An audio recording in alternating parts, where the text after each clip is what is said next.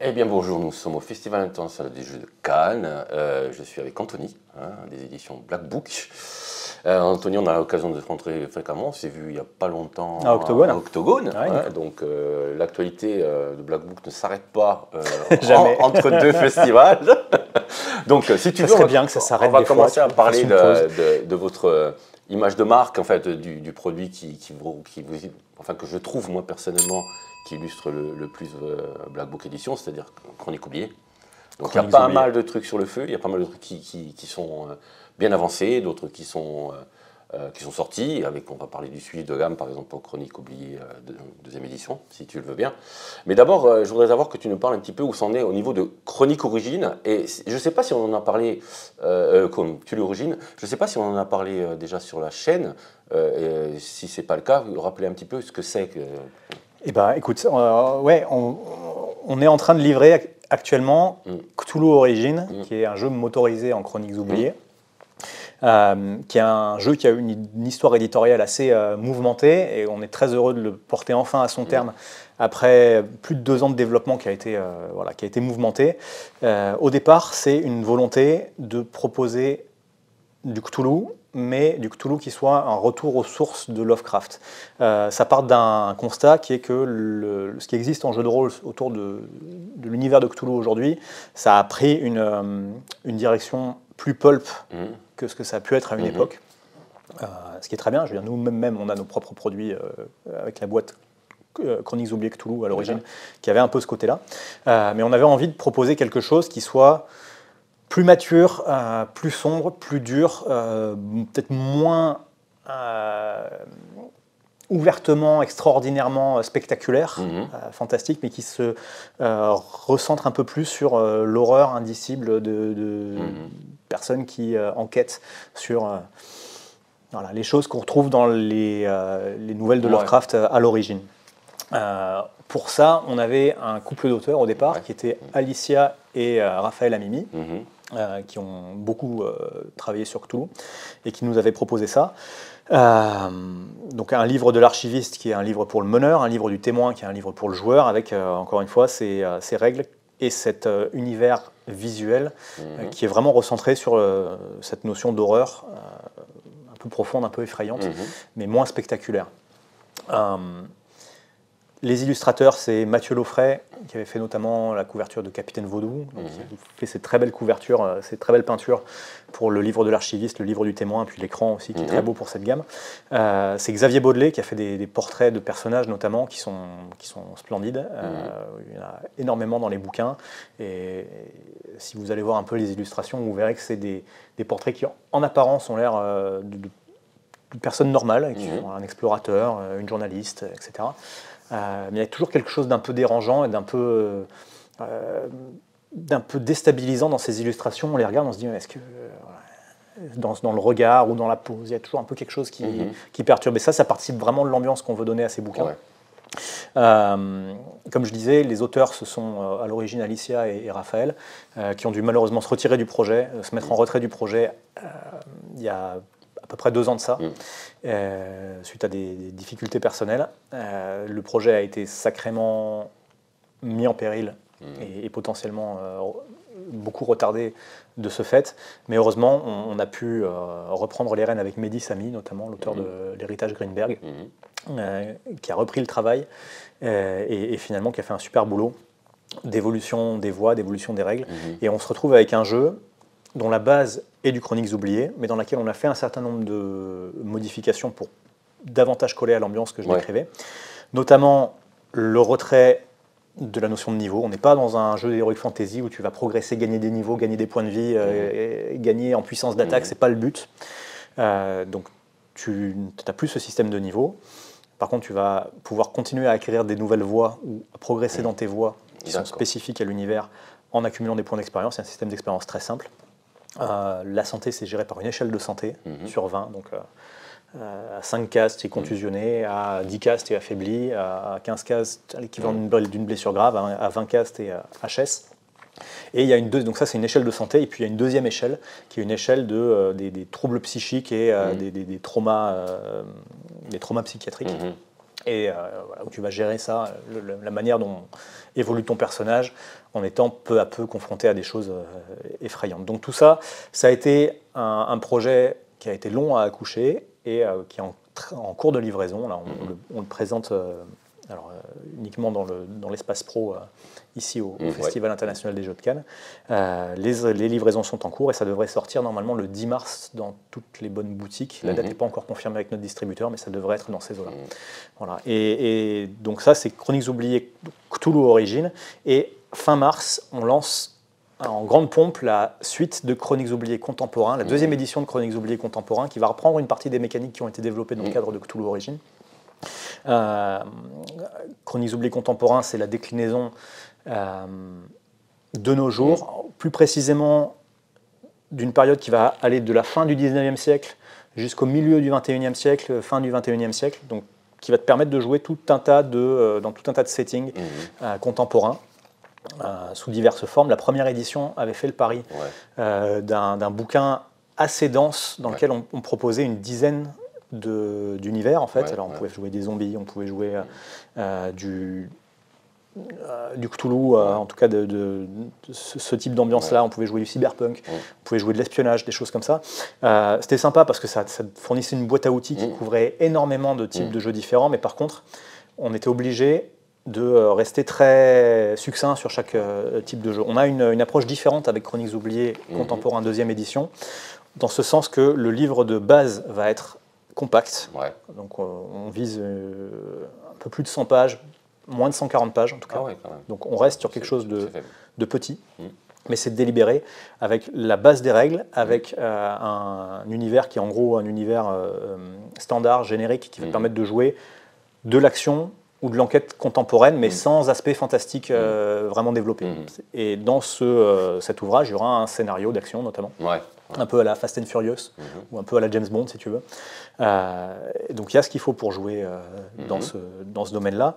Et après, le pari, c'est de se dire, on veut que la gamme soit accessible, donc on ne veut pas un bouquin de 350 pages qui coûte 40 ou 50 balles, qui va potentiellement faire peur à des nouveaux. On veut quelque chose qui soit vraiment simple, compact, accessible en termes de tarifs, toujours de qualité en termes de matériel.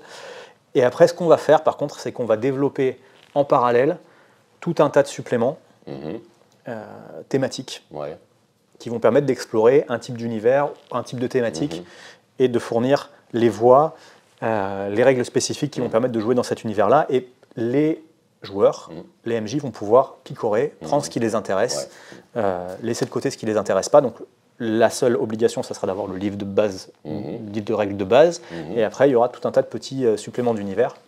Et ça nous permet aussi de répondre à une des remarques qu'on nous a faites à propos de Chroniques oubliées Contemporains, qui était les gars, merci, vous nous avez fait des scénarios et on aime beaucoup Chroniques oubliées Contemporains, mais derrière il n'y a pas eu énormément de suivi. Et donc l'objectif, c'est justement de faire ça. D'accord. Ouais. Mais voilà, l'objectif, c'est justement de faire ça. Il y a déjà un plan de charge sur le court et le moyen terme sur ce qui va être développé. Donc on ne va pas encore vous dire ce qui est prévu pour l'année prochaine, mais pour ce qui est prévu dans l'immédiat pour ce premier financement, on a donc le livre de base de règles dont j'ai déjà parlé, et il va y avoir deux suppléments si on veut.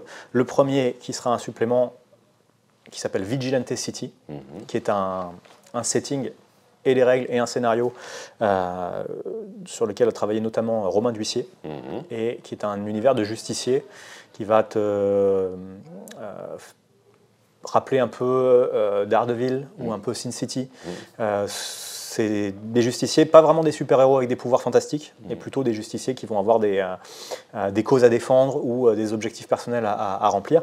Et comme je le disais, c'est un jeu qui va utiliser la base de règles de Chroniques oubliées Contemporains et qui ensuite va décliner des voies et une échelle spécifique, une échelle d'évolution de personnage spécifique à un univers. Et dans Vigilante City, par exemple, ça sera une échelle d'objectifs personnels de justicier. Chaque personnage va avoir un objectif à remplir. Ça peut être venger l'assassin de sa sœur, ça peut être démanteler un réseau de trafiquants de drogue bien précis, ça peut être faire tomber un politicien corrompu. Et au fur et à mesure que le personnage va progresser dans l'accomplissement de cet objectif, il va débloquer un certain nombre d'avantages. D'accord. Voilà. Que te dire de plus sur Chroniques oubliées Contemporains?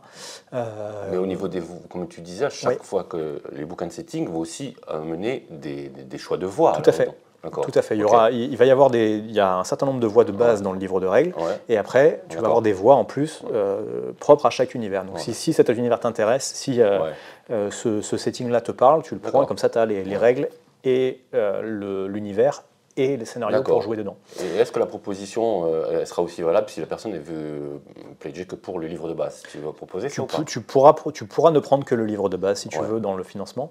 Mais après, il faut voir un truc, c'est une question qui revient souvent. Est-ce que vous me proposez juste le livre de base? Alors oui, on proposera juste le livre de base, c'est possible. Comme on l'avait fait pour Chroniques oubliées Fantasy d'ailleurs. Mais la vérité, c'est que la plupart des gens qui participent au financement en précommande participative ne sont pas intéressés par le fait d'avoir juste le bouquin. Je veux dire, en termes de participation, il y a peut-être 5% des gens qui choisissent de ne prendre que le livre de base. Donc 5% des gens, ça reste une toute petite minorité. Ça restera possible parce qu'on veut le permettre, mais la vérité, c'est que la plupart des gens sont intéressés par l'ensemble de l'offre. Et par contre, c'est une gamme Chroniques oubliées, donc c'est vrai pour sa déclinaison fantasy, c'est vrai pour sa déclinaison contemporain. C'est une gamme qui marche très bien en précommande participative, mais qui marche encore mieux en boutique. Ça permet de tordre le cou à une idée reçue qui serait que les financements participatifs sont forcément négatifs pour les boutiques ou pour les autres réseaux de vente par la suite. Et bien ça dépend. Il y a des gammes qui fonctionnent très bien en financement participatif et qui ensuite ne fonctionnent pas très bien en boutique. Donc, cette situation, ça permet de tordre le cou à une idée reçue qui est que les financements participatifs, ce serait forcément négatif, ce serait forcément une sorte de concurrence pour les boutiques. En réalité, ça dépend des projets. Il y a des projets qui fonctionnent très bien en précommande participative et qui ensuite ont une vie courte en boutique. Il y a souvent une implantation qui se fait, qui fonctionne bien, et puis ensuite plus rien. Ça a été le cas sur certaines de nos gammes. Il y en a d'autres qui fonctionnent très bien en financement participatif et qui derrière fonctionnent très bien en boutique. C'est le cas de Chroniques oubliées. Et donc là, les boutiques qui trouvent leur compte, qu'elles aient participé au financement ou pas, puisque les boutiques ont toujours la possibilité de participer au financement. Et troisième cas de figure, on a des situations où le financement est modeste. On aurait adoré faire plus, mais ce n'est pas forcément le but, parce que derrière, ce sont des gammes qui vont avoir une vie en boutique qui, elle, va être longue et qui va bien se dérouler. Donc là, finalement, tous les cas de figure sont possibles. Pour finir sur Chroniques oubliées contemporain deuxième édition, on aura donc dans cette proposition un livre de règles, un livre de setting avec Bidgin City, écrit par Romain D'Huissier. Je ne l'ai pas dit, mais l'auteur principal sur Chroniques oubliées contemporain, les règles, c'est Mehdi Sami, donc, qui avait également travaillé sur l'héritage Greenberg et sur Chroniques oubliées Cthulhu Origins. Et le troisième, moi celui qui me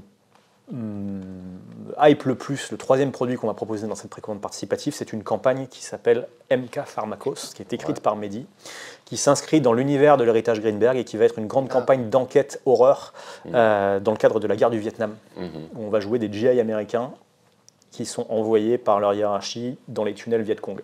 Voilà. Mais évidemment, ce n'est pas juste une campagne militaire avec, où on va jouer des soldats qui ont des combats à faire.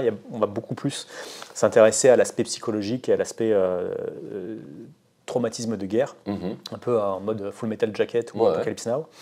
Et l'échelle spécifique d'évolution du personnage dans cet univers, ça va être une échelle de stress post-traumatique, justement. D'accord. Avec un aspect militaire, un peu d'aspect tactique, mais ce n'est pas le gros focus, et surtout un aspect enquête. Et voilà. Donc tout en essayant de respecter, enfin d'obéir un peu à votre politique de simplicité pour Chroniques oubliées. C'est ce qui fait un peu le succès, justement. Alors, dans ce cas-là, il y a deux choses. Chroniques oubliées, c'est un jeu dont les règles sont simples. Mais qui s'adresse tout de même à tout le monde, et on a des produits vraiment qui s'adressent à tout le monde. Donc le livre de règles de Chroniques oubliées contemporain, ça va s'adresser à tout le monde, ça va être très facile à prendre en main. Même chose, c'était la même chose pour Chroniques oubliées Fantasy. Mais après, on peut avoir des campagnes qui sont destinées à un public et à des MJ un peu plus chevronnés. C'est le cas de la campagne Calice pour Chroniques oubliées Fantasy 2, par exemple. C'est une campagne qu'on a lancée au lancement du jeu, mais qui est plutôt destinée à des MJ un peu expérimentés. On a d'autres choses à venir qui s'adresseront à des MJ un peu plus débutants. Et un produit comme MK Pharmakos, ça va être une campagne assez longue, assez importante, construite comme une série télévisée avec une quinzaine d'épisodes, un prologue peut-être un épilogue, on va voir. Mais voilà, ça va être une campagne assez dense. Ceux qui ont lu et fait jouer l'héritage Greenberg en savent quelque chose. Et donc encore une fois, ça s'inscrit dans le même univers. Il y aura des références et des ponts entre les deux, mais il y aura pas de. C'est pas nécessaire de jouer l'un pour faire jouer l'autre. Il n'y a pas de risque de spoiler l'un en faisant jouer l'autre, et surtout il n'y a pas de risque de rupture de continuité. Donc voilà. Mais en tout cas, si vous avez aimé l'ambiance, la construction de l'héritage Greenberg, vous allez adorer MK Pharmakos. Ouais. Et pour revenir à Cthulhu Origins, il y avait une gestion de la folie déjà dans Chroniques oubliées Cthulhu. Oui. Là, en quoi vous avez modifié le système? Vous avez gardé le même ou vous avez modifié? C'est différent. Chroniques oubliées Cthulhu, c'est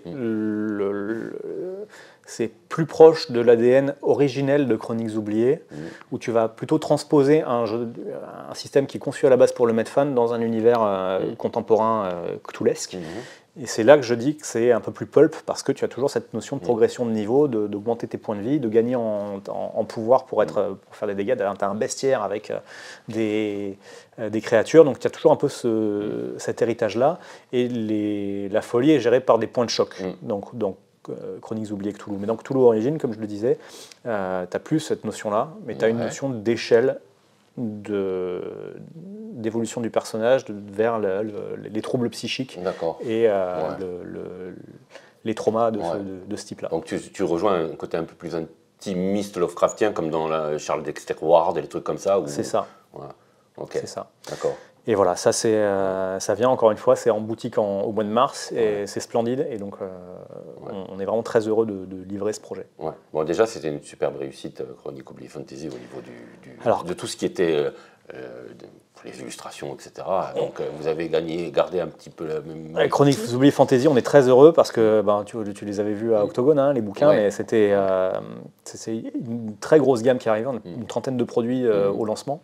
D'ailleurs, les livraisons ont lieu en mois de novembre, la sortie en boutique a eu lieu dans la foulée. On est en train de finir de sortir en boutique, parce qu'on a étalé les livraisons et les sorties de l'ensemble des produits de la gamme. Donc là, les derniers accessoires de la gamme sortent en boutique début mars. On a aussi la suite qui a été financée à la fin de l'année 2024, qui arrivera en 2025. Et voilà, donc c'est l'actualité sur Chroniques oubliées, c'est ça, c'est Origins, Contemporain 2, qui arrive. D'ailleurs, on essaiera de faire quelque chose avec Mehdi et avec les auteurs bientôt. Bien sûr. Et Chroniques oubliées Fantasy 2, sur lequel on a un plan de charge important. Et pour répondre à... on l'a déjà dit tout à l'heure, mais voilà, l'idée c'est... ce sont des gammes qu'on conçoit avec un plan de suivi. Évidemment, il faut que le public soit au rendez-vous, mais on a... L'avantage sur Chroniques oubliées, c'est que c'est une gamme qui fonctionne très bien, sur laquelle on a une puissance de frappe, sur laquelle on a la capacité d'investir, de mettre des moyens qui sont importants. Et donc, voilà, ce sont des gammes qu'on entend bien porter, parce que si vous avez suivi l'actualité de Black Book Edition, c'est sur les 12 derniers mois, notamment, vous avez dû remarquer qu'on s'est concentré davantage sur des suivis de gamme. C'est un reproche qui a pu nous être fait, de dire mais les gars, vous vous étalez, vous vous dispersez sur 1 million de gammes, assurez davantage de suivi sur vos gammes existantes. On prend la remarque, mais si tu regardes on lance à peu près une précommande participative par mois.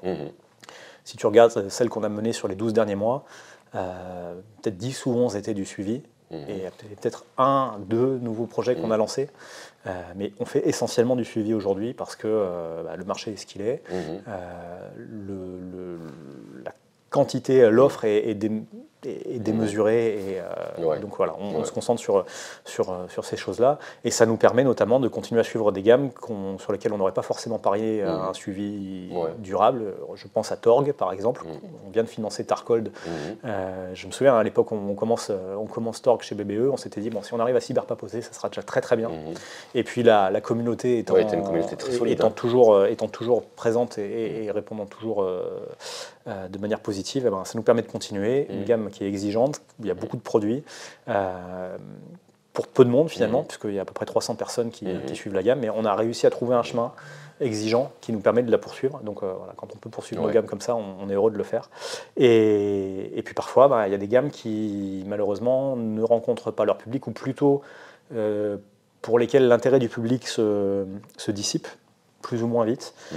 C'est pas vrai seulement de gamme, on va dire, de milieu de tableau. C'est vrai parfois de gammes importantes. Je pense à Starfinder par exemple. Paizo, c'est un de nos principaux partenaires avec lesquels on fait Pathfinder notamment, qui est une locomotive, une de nos principales locomotives. Et bien Starfinder, pour vous dévoiler un peu des choses sur les derniers suppléments, on en vend une centaine. Ouais. Et en fait, on ne peut pas continuer. Donc on en fait, on se dit, ok, peut-être que c'est un incident de parcours. Et puis la suite, c'est pareil. Et en fait, au bout d'un moment, quand un supplément est vendu à 100 exemplaires, tu peux pas faire des tirages à moins de plusieurs centaines d'exemplaires et que tu ne t'y retrouves plus du tout, t'arrêtes les frais, quoi. Tu peux pas. Bien sûr. Et donc tu essaies de l'expliquer, c'est sûr que ça fait des déçus, mais il y a une réalité, c'est que tu peux pas continuer à sortir des suppléments envers et contre tout. Voilà. Donc au bout d'un moment, il faut faire des choix et puis chercher des solutions alternatives. C'est aussi ce qu'on fait parfois avec d'autres structures pour continuer certaines gammes qui Et est-ce que sont en sommeil. Vous avez remarqué un élargissement du spectre au niveau de du marché pour Chroniques oubliées? Vous ramenez de nouvelles personnes ou vous gardez toujours? Mais c'est ça, c'est-à-dire qu'on marche sur deux pattes. D'un côté, on assure le suivi de gammes qui sont un peu plus core, qui intéressent des rôlistes un peu plus engagés, un peu plus chevronnés.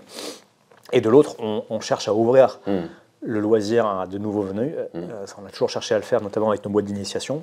D'ailleurs, on travaille sur une prochaine boîte d'initiation, Chroniques oubliées Fantasy, en remplacement de la précédente qui n'est plus disponible. Mais ce qu'on voit, c'est qu'aujourd'hui, on arrive à aller capter un nouveau public avec Chroniques oubliées, notamment. Sous toutes ces déclinaisons, c'est beaucoup plus compliqué d'aller capter un nouveau public de découvreurs du JDR avec des gammes plus confidentielles ou plus hardcore.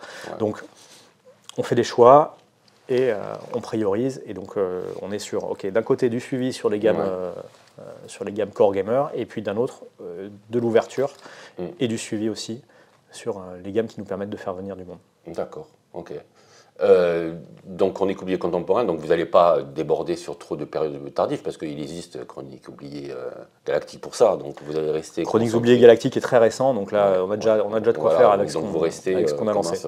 Vous couvrez tout en fait, pratiquement. On essaye, on essaye. Non, on a Wurm. C'est vrai. On a Wurm d'Emmanuel Roudier qui est un super. En Chroniques oubliées, tu peux faire de la préhistoire avec Chroniques oubliées Fantasy, en l'occurrence, il y a tout ce qu'il faut. D'accord. Et justement, tu parlais de Paizo. Il y a la réédition de Pathfinder qui est sortie, Pathfinder 2, la réédition. Et tu m'avais parlé, quand on s'était rencontrés la dernière fois, que vous allez commencer à élargir le nombre de modules célèbres de chez Paizo. Vous en êtes où dans les travaux sur Pathfinder en fait en traduction? Alors sur Pathfinder en traduction, là déjà il faut voir un truc. Souvent sur les financements participatifs, les précommandes participatives, on a davantage l'habitude de devoir annoncer qu'on a un peu de retard plutôt qu'un peu d'avance, ce qui n'est plus le cas. Le dernier projet sur lequel on a encore un peu de retard, c'est Terre d'Aran, qui est en train de se finir. On n'a jamais été aussi à jour de notre planning de l'histoire de Black Book, c'est-à-dire qu'on peut avoir encore quelques semaines de retard sur nos projets, mais globalement, on tient les délais et on les tient plutôt pas mal. Sur Pathfinder, on était en avance sur nos livraisons. On a fait 2 financements participatifs, 2 précommandes de suppléments Pathfinder Remaster en 2024, qui ont été livrés en 2024. Donc voilà, on était quand même assez content de ça. Un premier financement qui a eu lieu en janvier 2024 et qui a été livré à l'été, et un deuxième qui a été mené au début d'été et qui a été livré en fin d'année. Donc on a toute la base des règles, c'est du Pathfinder, donc ça c'est de l'engagé, 4 livres de règles de base, un écran, et puis il y a un truc génial qu'a fait Paizo, c'est qu'ils ont mis en place un premier arc narratif qui fait évoluer le lore et les règles. On a appelé ça la guerre des dieux, parce que c'est ce qu'on a fait en financement en janvier, là il y a pas tout à fait 2 mois. Et ça, c'est un ensemble, un arc narratif dans lequel tu vas trouver du lore, des règles, de l'aventure, une campagne et même un roman. Donc voilà, c'est transmédia en quelque sorte, trans-type de contenu.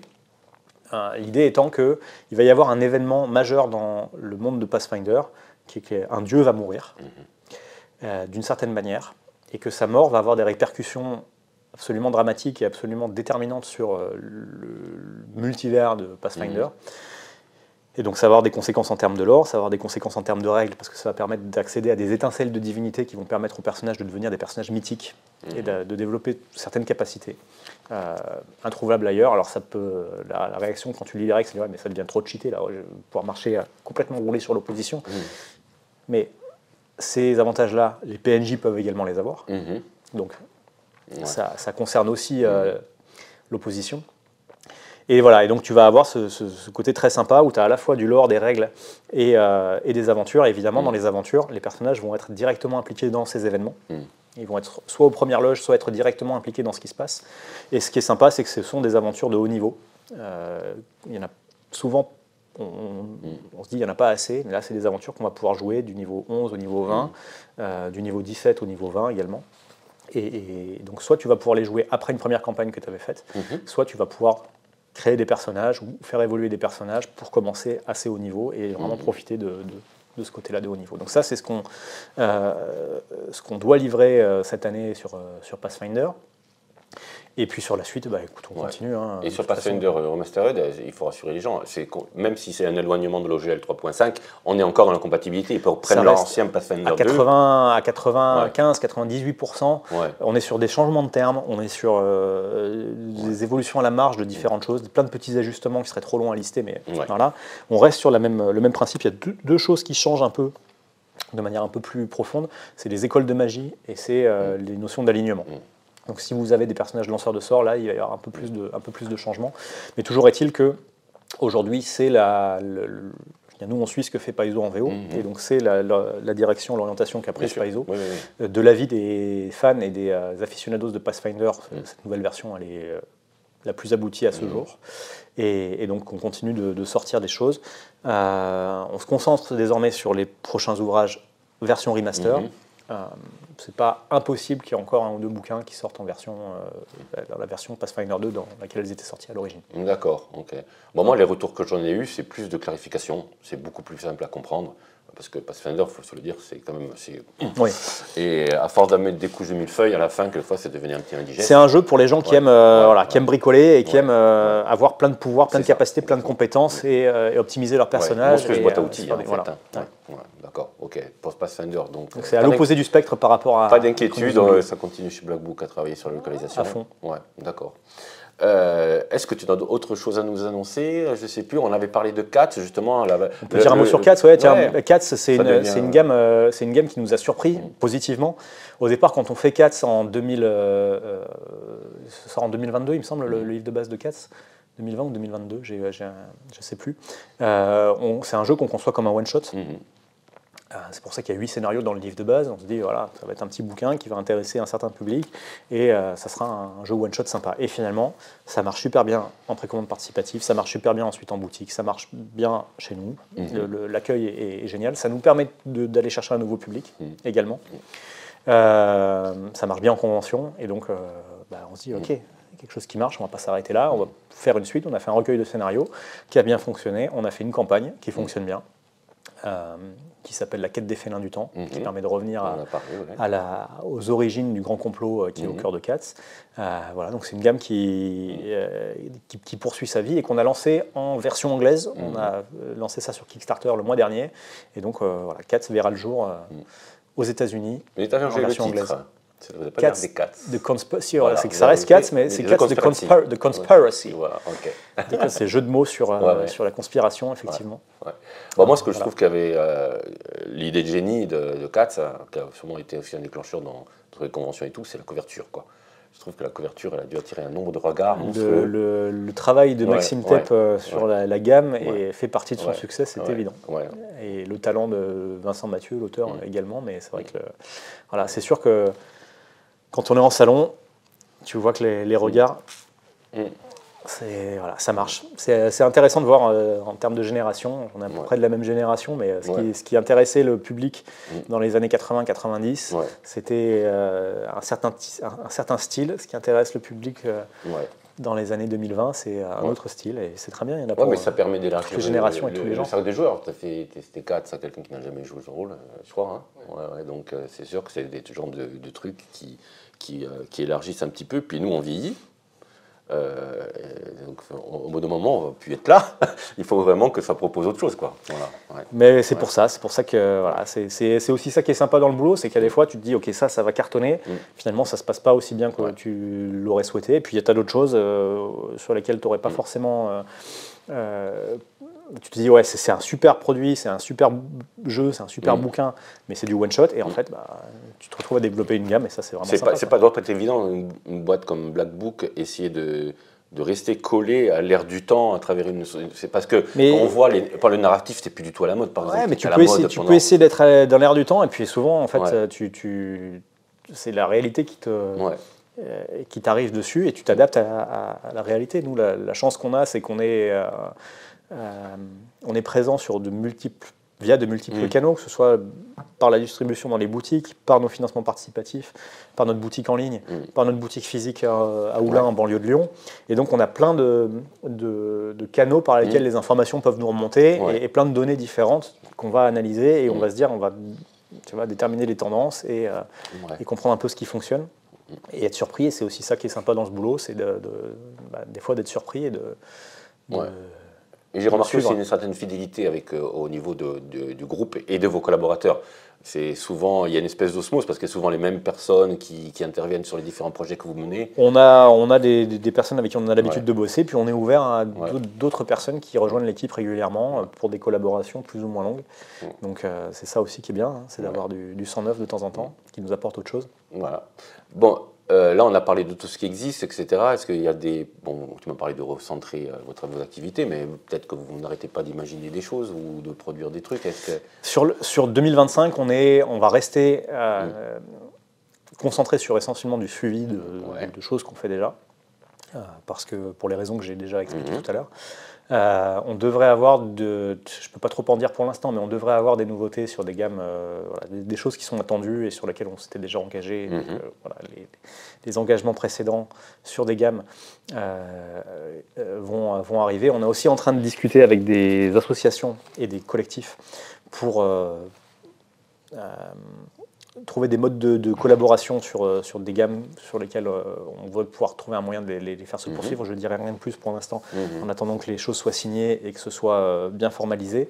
Mais en tout cas, on n'oublie pas les gens qui suivent des gammes sur lesquelles on n'a pas forcément pu continuer à faire du suivi nous-mêmes. Et puis, on a on aurait fait cette interview peut-être un tout petit peu plus tard, j'aurais eu peut-être la possibilité d'en dire un peu plus, mais là on est en train de travailler sur un projet sur Shadowrun, en collaboration avec Catalyst Game Labs, qui est l'ayant droit de la VO, mais un projet de création sur Shadowrun qui est très ambitieux et duquel on attend beaucoup. D'accord. Voilà, et on espère pouvoir en dire davantage bientôt. Bah, super, voilà. On en saura plus tard, quoi. Voilà. D'accord. Très bientôt. Je crois qu'on a fait le tour, hein. Il me semble. On a fait une petite mise au point. Tous les 6 mois, à peu près, on se rend compte de faire une mise au point. C'est l'occasion. Voilà, c'est l'occasion. Écoute, je te remercie. Merci à toi. Écoute, profite bien du salon, hein, puisque tu es là pour visiter différentes connaissances. Hein. On se connaît tous un petit peu. On fait le tour de la maison. Et tu passeras le bonjour à toute l'équipe de Black Book. Ça marche, avec plaisir. Merci à toi. Ciao.